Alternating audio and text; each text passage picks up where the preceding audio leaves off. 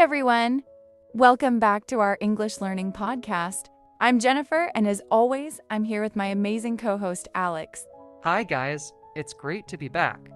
Today, we're talking about something every English learner should understand: the types of paragraphs. Exactly. Many students write essays, but don't realize that there are different types of paragraphs, each with a special purpose.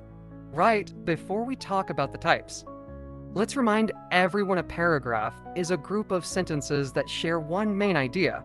Perfectly said. Each paragraph starts with a topic sentence, followed by supporting details, and ends with a concluding sentence. Yes, and now, let's look at the four main types of paragraphs: narrative, descriptive, expository, and persuasive. Let's start with the narrative paragraph. This type tells a story or describes an event. It often uses time order and verbs in the past tense. For example, last summer, I traveled to Paris. The city was full of art, light, and music. That's a short narrative paragraph because it shares a story or event. Exactly. Then we have the descriptive paragraph, which paints a picture with words. It helps the reader imagine what something looks, feels, or smells like. For instance, the garden was filled with colorful roses, and the air smelled sweet. That gives the reader a visual and emotional image. Yes, that's why descriptive writing uses a lot of adjectives and sensory language. So, we've talked about narrative and descriptive paragraphs. In the next part, we'll explain expository and persuasive paragraphs, which are more common in academic writing. And trust me, you'll need them for essays, exams, and even professional writing.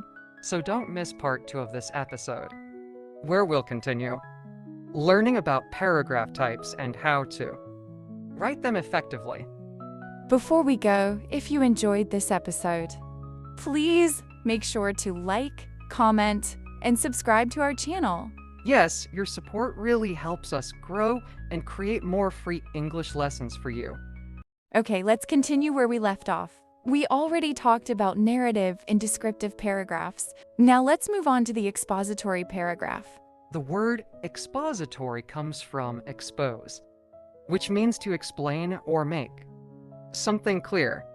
So, an expository paragraph gives information or explains an idea. Exactly. It's the type of paragraph you often see in textbooks, essays, or news articles. It's not about emotions, it's about facts and clarity. For example, there are 4 seasons in a year: spring, summer, autumn, and winter. Each season has its own special weather and activities. That's expository because it gives information. Nicely done. It's logical, objective, and often uses linking words like first, next, finally, or for example. And now, the last one, the persuasive paragraph. This one is all about convincing the reader to agree with your opinion or take action. Exactly. In a persuasive paragraph, we use strong arguments, examples, and emotional language to make the reader believe us. For instance, everyone should learn a second language. It improves communication skills and opens more job opportunities. That's persuasive because it's trying to convince you. Yes, persuasive writing uses words like should, must, believe, and important to sound powerful and direct. So, to quickly review, the 4 main types of paragraphs are: narrative tells a story, Descriptive paints a picture, expository explains information, persuasive convinces the reader. Great summary. When you know how to use each type, your writing becomes more interesting, organized, and professional. Totally, and remember, good writers often mix paragraph types in one essay. For example, you can start with a narrative to catch attention, then use expository paragraphs to explain ideas. I love that. It keeps readers engaged and helps your message flow naturally. So, what about you guys? Which type of paragraph do you find easiest to write? Tell us in the comments. Yes, we'd love to read your answers.